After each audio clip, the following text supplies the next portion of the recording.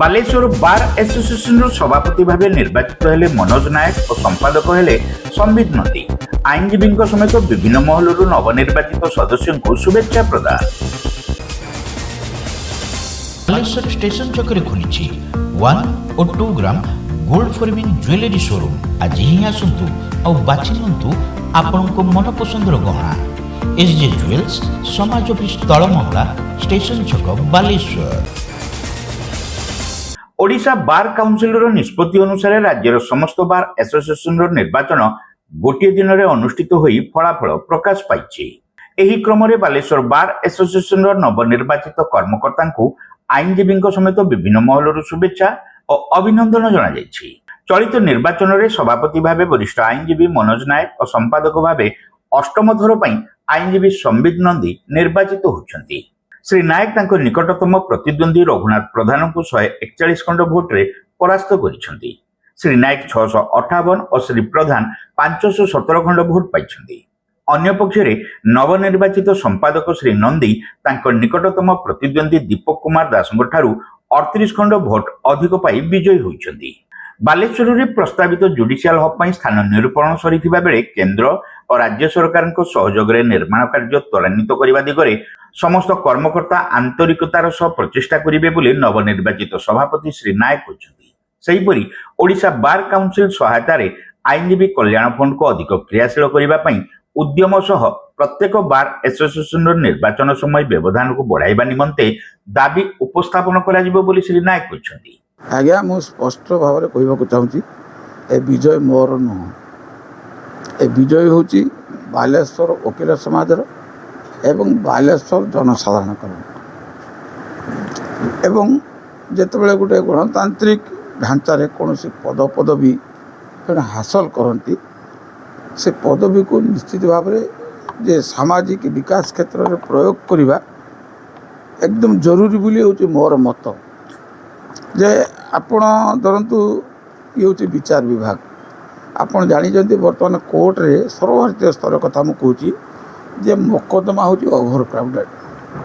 ଯେ ତଦନୁଯାୟୀ ଯେଉଁ ବିଚାରପତି ଯେଉଁ ଆବଶ୍ୟକୀୟ ଭିତ୍ତିଭୂମି ସେଟା ନାହିଁ। ସେଥିପାଇଁ ସରକାର ଗୋଟେ ADR ସିଷ୍ଟମ୍ କରିଛନ୍ତି, ଅଲ୍ଟରନେଟିଭ୍ ଡିସ୍ପ୍ୟୁଟ୍ ରିଡ୍ରେସାଲ ସିଷ୍ଟମ୍ ଗୋଟେ କରିଛନ୍ତି। ବାଲେଶ୍ୱର ମଧ୍ୟ ତାର ଏକ ଦପ୍ତର ରହିଛି, ତାକୁ କାର୍ଯ୍ୟକାରୀ କରିବା ମୋର ହେଉଛି ଏକଦମ ଜରୁରୀ। ବର୍ତ୍ତମାନ 2 ନମ୍ବର କଥା ହେଉଛି ଯେ ବାଲେଶ୍ୱରରେ ବିଚାର ବିଭାଗରେ ଆପଣ ଜାଣିଛନ୍ତି ଇଏ ଏକ ସାରା ରାଜ୍ୟର ଏକ ଗୌରବଦୀପ୍ତ ଅନୁଷ୍ଠାନ। ଯେ ୟାର ଯେଉଁ ମର୍ଯ୍ୟାଦା, 1 ନମ୍ବର କଥା ହେଉଛି ଆପଣ ଗଣମାଧ୍ୟମରେ ଅଛନ୍ତି, ମୁଁ ଓକିଲାତରେ ଅଛି, କିଏ ବ୍ୟବସାୟରେ ଅଛନ୍ତି, କିଏ କୃଷିରେ ଅଛନ୍ତି, କିଏ ଚାଷରେ ଅଛନ୍ତି। ସମସ୍ତେ ଗୋଟେ ଆତ୍ମମର୍ଯ୍ୟାଦାଟାକୁ ଅକ୍ଷୁଣ୍ଣ ରଖିବା ଇଏ ହେଉଛି ଗୋଟେ ପରମ କର୍ତ୍ତବ୍ୟ ଏବଂ ଧର୍ମ ମଧ୍ୟ। ଯେ ଆପଣମାନେ ଯେଉଁଭଳି ଉପସ୍ଥାପିତ କରିଥିଲେ କିଛି ଦିନ ତଳେ ଜଣେ IAS ଅଧିକାରିଣୀ ଏବଂ ଜଣେ ଓକିଲଙ୍କୁ ନେଇ ଯେଉଁ ତୁମୁଳ କାଣ୍ଡ ହେଲା, ଯେଉଁ ବିବାଦ ଘନେଇଥିଲା, ସେଥିର ନିଶ୍ଚିତ ଭାବରେ ଯେ ବାର୍ ଆସୋସିଏସନ୍ ଯେଉଁ ଭୂମିକା ପାଳନ କରିବା କଥା ତାର ବିଫଳତା ଦେଖାଇଥିଲା। ଯେ ସେଟାକୁ ମୁଁ ହୃଦ୍ ଗୌରବ ଫେରାଇବା ପାଇଁ ଯେ ନିଶ୍ଚିତ ଭାବରେ ଗୋଟେ ପ୍ରୟାସ କରିବି ମୋର ସଂଘର ସମସ୍ତ କର୍ମକର୍ତ୍ତା ଏବଂ ସାଧାରଣ ପରିଷଦର ବୈଠକର ସାଥୀମାନଙ୍କୁ ବା ଓକିଲ ବନ୍ଧୁମାନଙ୍କୁ ଧରିକି। ଆଜ୍ଞା, 3 ନମ୍ବର କଥା ହେଉଛି ଯେଉଁ ଯୁବ ଆଇନଜୀବୀମାନେ ଆସୁଛନ୍ତି, ଆପଣ ଦେଖନ୍ତୁ ସମସ୍ତଙ୍କ ପାଇଁ ଟ୍ରେନିଂର ସିଷ୍ଟମ୍ ଅଛି। ସବୁ ବିଭାଗ ଆପଣ ଦେଖିଦିଅନ୍ତୁ। ଆମେ ଗୋଟେ ଗଣତାନ୍ତ୍ରିକ ବ୍ୟବସ୍ଥାର ଗୋଟେ ଅବିଚ୍ଛେଦ୍ୟ ଅଙ୍ଗ ହୋଇଥିଲା ବେଳେ ଯୁବ ଆଇନଜୀବୀମାନଙ୍କ ପାଇଁ କୌଣସି ପ୍ରୋତ୍ସାହନ ରାଶି ନାହିଁ। ଯଦି ଏଇଟା ନଦେବେ, ଆପଣ ଦେଖନ୍ତୁ ଯେଉଁଠି ଛିଡ଼ା ହେଇଛନ୍ତି ଏଇଟା ଗୋଟେ ଚେମ୍ବର, ଯେ ବହି କେଉଁଠୁ ପାଇବେ? ସେମାନେ ଯେଉଁ ଯିବେ ଗାଡ଼ିର ତେଲଟେ କେଉଁଠୁ ପାଇବେ? ନିଜ ଲୁଗାପଡ଼ାଟା କେମିତି ମାନେ ପ୍ରସ୍ତୁତ କରିବେ? ସେଥିପାଇଁ ମୁଁ ସରକାରଙ୍କ ନିକଟରେ ଦୃଢ଼ ଦାବି ରଖିବି ଯେ ଯେଉଁମାନେ ନୂତନ ଭାବେ ଏ ବୃତ୍ତିରେ ଯୋଗଦାନ କରିବେ, କିଛି ଲୋକ କହନ୍ତି ବ୍ୟବସାୟ, it is not a business, it is an occupation, ବୃତ୍ତି। ଯେ ଯେଉଁମାନେ ଯୋଗଦାନ କରିବେ ତାଙ୍କୁ ସର୍ବନିମ୍ନ ଯେ 5 ବର୍ଷ ପାଇଁ 10,000 ଟଙ୍କାର ଗୋଟେ ସହାୟତା ରାଶି ବା ଗୋଟେ ପ୍ରଦାନ କରିବା ପାଇଁ ମୁଁ ଦୃଢ଼ ଦାବି ରଖିବି। ଆଜ୍ଞା, 4 ନମ୍ବର କଥା ହେଉଛି ବାଲେଶ୍ୱରର ବିଚାର ବିଭାଗୀୟ ଜୁଡ଼ିସିଆଲ କମ୍ପ୍ଲେକ୍ସ ପ୍ରତିଷ୍ଠା କରିବା ପାଇଁ 2023 ମସିହାରେ ମୁଁ ଯେଉଁଠି ଛାଡ଼ିକି ଆସିଥିଲି, ଆଜ୍ଞା 24-25 ମସିହା ମୋ ଭାଇ ଭଉଣୀମାନେ ମୋତେ ମାନେ ଯେଉଁ ମୁଁ ଅନ୍ତର ଥିଲି ଯେ ତାକୁ ମୁଁ ନିଶ୍ଚିତ ଭାବରେ ତ୍ୱରାନ୍ୱିତ କରିବା ପାଇଁ ଚେଷ୍ଟା କରିବି। ଆପଣଙ୍କ ପାଖରେ ଯେଉଁ ଦୀର୍ଘସୂତ୍ରୀ କଥା କହି କିଛି ଲାଭ ନାହିଁ, କାହିଁକିନା ଆପଣ ଦେଖନ୍ତୁ ଆଜ୍ଞା, ଯେତେବେଳେ ନିର୍ବାଚନ ପ୍ରକ୍ରିୟା ଆରମ୍ଭ ହେଉଛି 2 ମାସ 3 ମାସ ଲାଗୁଛି, ଚାଲିଲା ଛୁଟି ମଧ୍ୟ କୋର୍ଟ 2 ମାସ 3 ମାସ ଯାଉଛି। ତେଣୁ 6-7 ମାସ ଭିତରେ ଯେତିକି ସମ୍ଭବ ମୁଁ ସମସ୍ତ ଭାଇ ଭଉଣୀ ଓକିଲ ସମାଜ ଆପଣମାନଙ୍କୁ କନଫିଡେନ୍ସକୁ ନେଇକି ନିଶ୍ଚିତ ଭାବେ ତାକୁ କେମିତି କାର୍ଯ୍ୟକାରୀ କରାଯିବ ସେ କଥା ଦେଖିବି। ଯେଉଁ ଜାଗାରେ ବର୍ତ୍ତମାନ ଏକ୍ଜିଷ୍ଟିଂ କୋର୍ଟ ବିଲ୍ଡିଂ ଚାଲୁଛି ମୋତେ ଅତ୍ୟନ୍ତ ମାନେ କ୍ଷୋଭର ସହ କହିବାକୁ ପଡ଼ୁଛି, ଯେଉଁ ମାଆମାନେ ଆସୁଛନ୍ତି, ମହିଳା ଆଇନଜୀବୀମାନେ ଆସୁଛନ୍ତି ଯେ ତାଙ୍କ ପାଇଁ ଗୋଟେ ଶୌଚାଳୟ ନାହିଁ। ଏବଂ କୋର୍ଟଙ୍କର ଭାର୍ଡିକ୍ଟ ହେଉଛି ୱିଟନେସେସ୍ ଆର୍ ଦି ଗେଷ୍ଟ ଅଫ୍ ଦି କୋର୍ଟ, ସେମାନେ ହେଉଛନ୍ତି ଆମର ଅତିଥି। ଯେ ଯେଉଁ ମାଆଟେ ମୁଁ ଦେଖିଛି ମୋତେ ଭାରି ମୋର ଛାତି ଫାଟିଛି, ମାଆଟେ ଗୋଟେ ଛୋଟ ଛୁଆକୁ ନେଇକି ଆସିଛି କୋର୍ଟକୁ। ସିଏ ଯେତେବେଳେ ଆଜ୍ଞା ଯାଉଛି, ଛୋଟ ଛୁଆଟା ଝାଡ଼ାଟେ ଯିବ, ପରିସ୍ରା କରିବ, ତାକୁ କେମିତି ପାଣି ନେବ, କିଛି ବ୍ୟବସ୍ଥା ତା ଭିତରେ ନାହିଁ। ଏଇଟା ଆପଣମାନେ ବି ଅଙ୍ଗେଲି ହେଉଥିବେ ଯେ ସେଥିପାଇଁ ଏବଂ ଅନ୍ୟାନ୍ୟ ଯେଉଁ ଆବଶ୍ୟକୀୟ ଭିତ୍ତିଭୂମି ରହିଛି ଯେ ତାକୁ ପୂରଣ କ୍ଷେତ୍ରରେ ମୁଁ ମୋର ସାଥୀମାନଙ୍କ ସହ, ଛୁଆମାନଙ୍କ ସହ, ଗୁରୁଜନମାନଙ୍କ ସହ ଆପଣମାନଙ୍କ ସହଯୋଗରେ ତାକୁ କିଭଳି କରାଯାଇପାରିବ ସେଥିପାଇଁ ନିଶ୍ଚିତ ଭାବରେ ଯତ୍ନବାନ ହେବ। ସବୁ ନିର୍ବାଚନ ଥିଲା, ନିର୍ବାଚନର ଯେଉଁ ପ୍ରସଙ୍ଗ ଏଇଟା ଏଜେଣ୍ଡା କହିବା ଭୁଲିଯିବ, ସେ ପ୍ରସଙ୍ଗ ମୁଁ ରଖିଥିଲି ଆଜ୍ଞା। ଆମର ଯେଉଁ ରାଜ୍ୟ ଆଇନଜୀବୀ ପରିଷଦ ଅଛି ତା'ର ଅବଧି ଆଜ୍ଞା ହେଉଛି 5 ବର୍ଷ। ସେଠି ଯେତେବେଳେ ରାଜ୍ୟ ଆଇନଜୀବୀ ପରିଷଦ ନିର୍ବାଚନ ହେଉଛି 5 ବର୍ଷ, ଆମର ବାଲେଶ୍ୱର ଥିଲା ଆପଣମାନେ ଜାଣିଛନ୍ତି 3 ବର୍ଷ। ତେଣୁ ଜଣେ ଲୋକତନ୍ତ୍ର ଗୋଟେ ସ୍ୱପ୍ନ ଦେଖିଲା କି ଗୋଟେ କାର୍ଯ୍ୟ କରିବା ପାଇଁ ଯୋଜନା କଲେ, ଯେ ପ୍ରତିନିଧି ଆସିଲେ ତାକୁ କେତେବେଳେ ରୂପାନ୍ତରିତ କେତେବେଳେ କରିବେ। ତେଣୁ ଏଇ ଯେଉଁ ଆପଣ ସଠିକ୍ କଥା କହିଛନ୍ତି, ଏଇ ଯେଉଁ ବର୍ଷିକିଆ ଅଛି ମୋର ଦୃଢ଼ ଦାବି ରହିବ ଆଟଲିଷ୍ଟ ସାରା ରାଜ୍ୟରେ ଯେ ୟାକୁ 2 ବର୍ଷ କରାଯିବ ମିନିମମ୍ ହେଲେ। ଏବଂ ଆ ସହିତ ଆଉ ଗୋଟେ କଥା ମଧ୍ୟ ମୁଁ ପୂର୍ବରୁ କହିଥିଲି ଯେ ବାଲେଶ୍ୱର ମେଡ଼ିକାଲ କଲେଜରେ ପୂର୍ବରୁ ତ ମେଡ଼ିକାଲ କଲେଜ କ୍ରିୟାଶୀଳ ହୋଇନଥିଲା, ସେଥିପାଇଁ ମୁଁ କହିଥିଲି ଯେ ଆଇନଜୀବୀ ତାଙ୍କ ପରିବାର ବିଚାର ବିଭାଗ ସହିତ ଜଡ଼ିତ ଥିବା ସମସ୍ତ ବନ୍ଧୁମାନଙ୍କୁ ସହାୟତାରେ ଯେ ଆମ ମେଡ଼ିକାଲରେ ଡିଷ୍ଟ୍ରିକ୍ଟ ହେଡ଼କ୍ୱାର୍ଟର ହସ୍ପିଟାଲରେ ଗୋଟେ ହେଉଛୁ 6 ତାଲା ବିଶିଷ୍ଟ କେବିନ୍ଟେ କରିବୁ, ତା ସହିତ 5ଟି ଆମେ ସରକାରଙ୍କୁ ଦାନ କରିଦେବୁ, ଗୋଟାଏ ଆମ ପାଇଁ ରଖିବୁ। ଯାହା ହଉ ମୁଁ ଧନ୍ୟବାଦ ଦେବି ସ୍ୱାସ୍ଥ୍ୟ ବିଭାଗ ଯେ ସେମାନେ ହେଉଛି ମୋତେ କହିଥିଲେ ଆପଣ ବୁଲିକି ଜାଗା ଦେଖାନ୍ତୁ। ଆଉ ଆପଣ ଜାଣିଛନ୍ତି କୋଭିଡ଼ ପିରିୟଡ଼ରେ ଯେଉଁ ଅକ୍ସିଜେନ୍ ପ୍ଲାଣ୍ଟ ହେଲା ଯେ ଗୋଟେ କେନ୍ଦ୍ର ସରକାର କଲେ, ଗୋଟେ ରାଜ୍ୟ ସରକାର କଲେ, ଯେ ସେଥିପାଇଁ 2ଟା ଅକ୍ସିଜେନ୍ ପ୍ଲାଣ୍ଟ ହୋଇଗଲା ପରେ ଆପଣ ଦେଖିଛନ୍ତି ପାଦ ପକାଇବା ପାଇଁ ଜାଗା ନାହିଁ। ସେତେବେଳର ଜିଲ୍ଲାପାଳଙ୍କୁ ମୁଁ ଆସିକି ଏକଥା କହିଲା ପରେ ମୋତେ ଜିଲ୍ଲାପାଳ ମହୋଦୟ କହିଥିଲେ ତାହେଲେ ଆମେ ମେଡ଼ିକାଲ କଲେଜ ହସ୍ପିଟାଲ ଭିତରେ ଯେଉଁ ଆମ ଫକୀରମୋହନ ମେଡ଼ିକାଲ କଲେଜ ହସ୍ପିଟାଲ ତା ଭିତରେ ଆମେ ଆପଣଙ୍କୁ ଜାଗା ଦେବୁ। ସେଟାକୁ ମଧ୍ୟ ଯେ ଚିକିତ୍ସା ସରକାରଙ୍କୁ ଦାନ କରିଦେଲା ପରେ 5ଟା ସାଧାରଣ ମଣିଷ ବି ଚିକିତ୍ସା ହେବାର ସୁଯୋଗ ପାଇବେ। ଯେ ଏହି କଥାକୁ ନିଶ୍ଚିତ ଭାବରେ କେମିତି ହେଇପାରିବ ଆପାତତଃ ଗୋଟେ ଢାଞ୍ଚାଟା ମୁଁ ପକାଇବା ପାଇଁ ପ୍ରୟାସ କରିବି। ଅନ୍ୟପକ୍ଷରେ ବାଲେଶ୍ୱରର ଆଇନଜୀବୀମାନେ ବର୍ଷକ ପରେ ପୁଣି ଥରେ ତାଙ୍କୁ ସମର୍ଥନ ଜଣାଇଥିବାରୁ ନବନିର୍ବାଚିତ ସମ୍ପାଦକ ସମ୍ବିତ ନନ୍ଦୀ ସମସ୍ତଙ୍କୁ କୃତଜ୍ଞତା ଜଣାଇଛନ୍ତି। ସମ୍ପାଦକ ଭାବେ ତାଙ୍କର ଅସମ୍ପୂର୍ଣ୍ଣ କାର୍ଯ୍ୟକୁ ସମ୍ପୂର୍ଣ୍ଣ ପାଇଁ ପୁଣି ଥରେ ପ୍ରୟାସ ଆରମ୍ଭ କରିବେ ବୋଲି ସେ କହିଛନ୍ତି। ଆଇନଜୀବୀଙ୍କ ସ୍ୱାର୍ଥ ରକ୍ଷା ପାଇଁ ବାର୍ଷିକ ନିର୍ବାଚନ ପରିବର୍ତ୍ତେ ପୂର୍ବବତ୍ 3 ବର୍ଷରେ ଥରେ ନିର୍ବାଚନ ପାଇଁ ରାଜ୍ୟ ବାର୍ କାଉନସିଲଙ୍କ ନିକଟରେ ସର୍ବସମ୍ମତ ଦାବି ଉପସ୍ଥାପନ କରାଯିବ ବୋଲି ଶ୍ରୀ ନନ୍ଦୀ ପ୍ରକାଶ କରିଛନ୍ତି। ସର୍ବପ୍ରଥମେ ମୁଁ ଆପଣମାନଙ୍କ ମାଧ୍ୟମରେ ମୁଁ କହି ରଖିବାକୁ ଚାହେଁ ଯେ ମୋର ଯେଉଁ ବିଜୟ ହେଇଛି, ମୋ ବିଜୟର ସମସ୍ତ ଶ୍ରେୟ ମୁଁ ବାଲେଶ୍ୱର ଓକିଲ ସଂଘର ସମସ୍ତ ମାନ୍ୟବର ସଭ୍ୟମାନଙ୍କୁ ଆଗେ ପ୍ରଦାନ କରିବି। କାରଣ ସେମାନେ ତାଙ୍କ ସ୍ନେହ ଶ୍ରଦ୍ଧା ମୋତେ ଅଜାଡ଼ି ଦେଇଛନ୍ତି ଏବଂ ସହଯୋଗର ହାତ ବଢ଼େଇଛନ୍ତି ଏବଂ ମୋତେ ଲଗାତାର 8ମ ଥର ପାଇଁ ମଧ୍ୟ ସମ୍ପାଦକ ଭାବରେ ନିର୍ବାଚିତ କରିଥିବାରୁ ମୁଁ ସର୍ବପ୍ରଥମେ ସେମାନଙ୍କୁ ଅଭିନନ୍ଦନ ଜଣାଇବି, କୃତଜ୍ଞତା ଜ୍ଞାପନ କରିବି ଏବଂ ମୁଁ ସମସ୍ତ ସଭ୍ୟମାନଙ୍କ ପାଖରେ ଋଣୀ ରହିବି। କମ୍ପିଟିସନ୍ ତ ନିଶ୍ଚିତ ଭାବରେ ହେଇଥିଲା ଭାରି ଫାଇଟ୍ ହେଇଥିଲା, ଷ୍ଟିଫ୍ ଫାଇଟ୍ ଯାହା ବି ହେଉ। ସେଥିରେ ବ୍ୟବଧାନ ତ ମୁଁ ଯଦିଓ ସଠିକ୍ ଭାବରେ ଜାଣିନି, ମୁଁ ଶୁଣିଛି 42ଟା ବୋଲି, କିନ୍ତୁ ସଠିକ୍ ଭାବରେ ଆସନ୍ତାକାଲି ଜଣାପଡ଼ିବ। ଆପଣମାନେ ଜାଣିଛନ୍ତି ଯେ ମୋ ଜୀବନଟା ହେଉଛି ଉତ୍ସର୍ଗୀକୃତ। ମୁଁ ଆଜି ନୁହେଁ, ଛାତ୍ର ଅବସ୍ଥାରୁ ଯେ ସମାଜର ବିଭିନ୍ନ ଉନ୍ନତ ସୋସିଆଲ ୱାର୍କ ପାଇଁ ମୁଁ ମୋ ଲଢ଼େଇ ଜାରି ରଖିଛି। ମୋର ବାପା ସ୍ୱର୍ଗତ ହିମାଂଶୁ ଶେଖର ନନ୍ଦୀ ସେ ମଧ୍ୟ ଜଣେ ଆଗଧାଡ଼ିର ସୋସିଆଲ ୱାର୍କର ଥିଲେ ଏବଂ ମୁଁ ତାଙ୍କ ଆଦର୍ଶରେ ଅନୁପ୍ରାଣିତ ହେଇକି ମୁଁ ମଧ୍ୟ ମୋର ଉଦ୍ୟମ ଜାରି ରଖିଛି।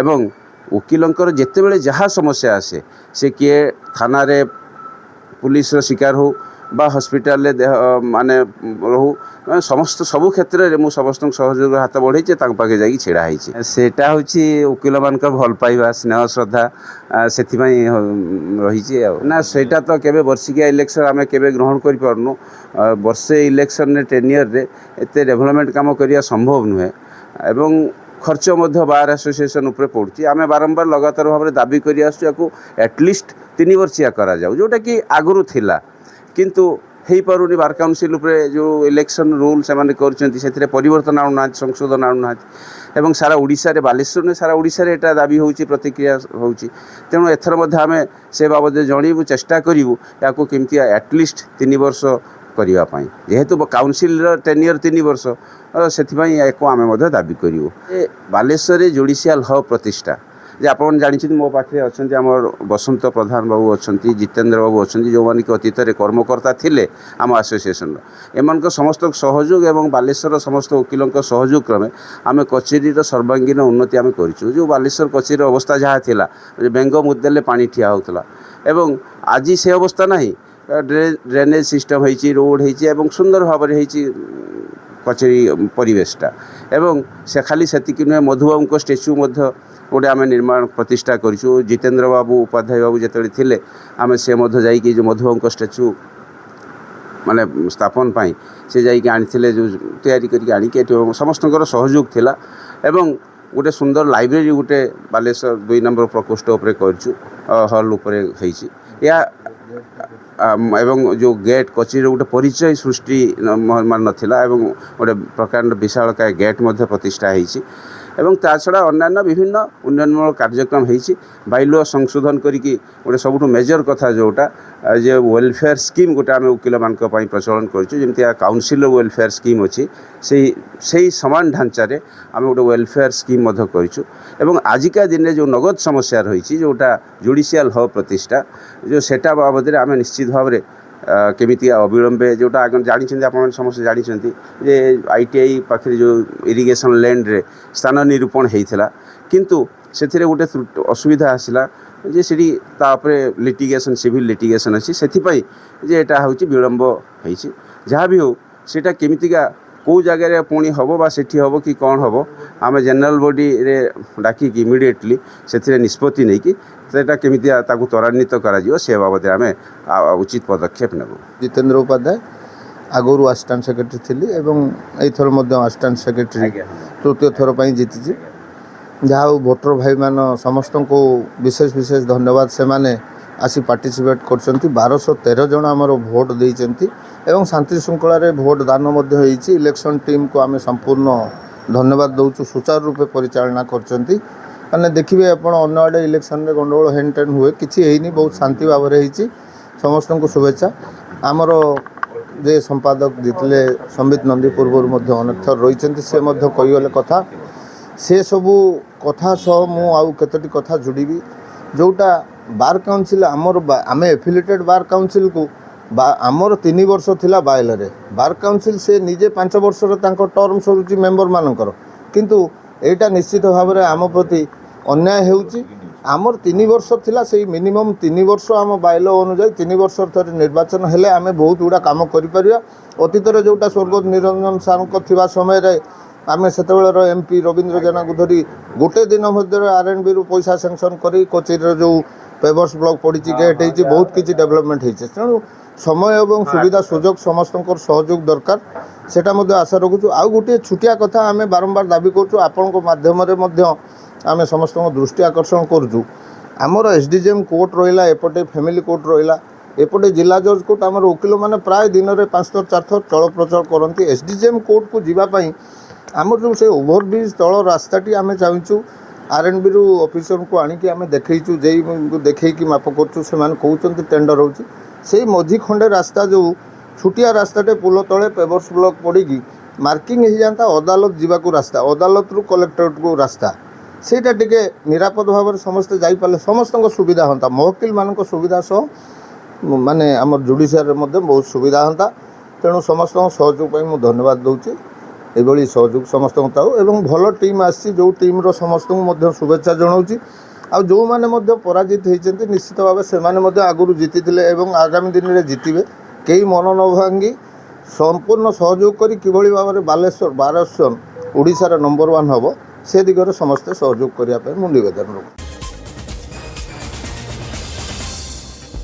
ମୋତେ କିଛି ଫୁଟୱେର ଆଉ ବ୍ୟାଗ୍ ବଗେରା କିଣିବାର ଅଛି। ସପିଂ ଏବେ ନୁହେଁ, ସପିଂ ହେବ 13 ମାର୍ଚ୍ଚରେ। ଆଜି କ'ଣ ପାଇଁ ନୁହଁ? 13 ମାର୍ଚ୍ଚ କ'ଣ ପାଇଁ? ତୁମ ଜାଣିନୁ କି ବାଲେଶ୍ୱରରେ ଚିଡ଼ିଆପୋଲ ପାଖରେ ଖୋଲିବା ପାଇଁ ଯାଉଛି କଲକାତାର ଅରିଜିନାଲ ଶ୍ରୀ ଲେଦର। ଆଉ ଗୋଟେ କଥା ଜାଣିଛୁ, ଶ୍ରୀ ଲେଦର ପ୍ରଥମ ଥର ପାଇଁ ଦେବାକୁ ଯାଉଛି ଧମାକାଦାର ଅଫର। ଯେମିତିକି 999ରେ ପରଚେସ୍ କଲେ 400ର ଗୋଟେ ବ୍ୟାଗ୍ ଫ୍ରି। ଆଉ ହଁ, ଏଇଟା only 13 March.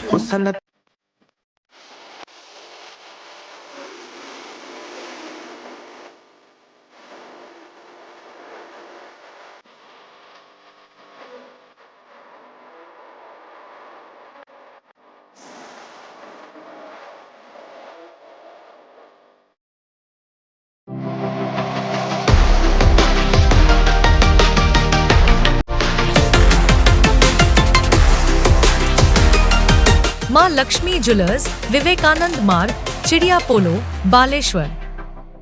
Welcome to Pratiksha Fertility and IVF Clinic, Baleshwar.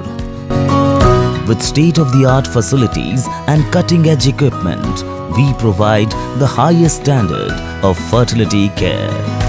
Pratiksha Fertility and IVF Clinic, Baleshwar. Pipe किनिबा पूर्वरु पाइप रो पारिबा पणिया उपरे प्रत्येक प्रश्नर उत्तर आमे दबु। पानीर प्रखर जेते तीव्र हो अबा पानीर शिखर जेते उच्च हो, एमके प्लास्ट कंपनी रे निर्मित एमकेपी ब्रांड रो सुदृढ़ एवं दीर्घस्थायी पीवीसी एंड एचडीपीई पाइप्स सर्वदा नंबर 1। सर्वनिम्न मूल्य रे सर्वोत्तम पाइप किनिबा पई जोगाजोग करंतु। MK Plast private limited, Ramdaspur industrial estate, Gorisahi, Cuttack district. Pin 754006। Call करंतु 8637278439 किबा ईमेल करंतु admin@mkplast.in।